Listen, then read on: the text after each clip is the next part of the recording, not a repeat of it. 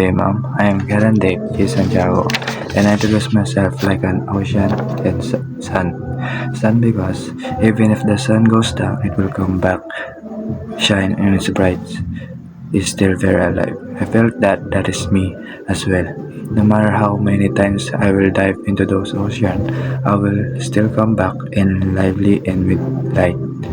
In ocean because his flows continue even though there are many storms or lightning strikes here. I also thought that it was me, since no matter how many times I was hit by a problem or many disappointments in myself, I still continue with the flow of life. That's all, Mom. Thank you for listening.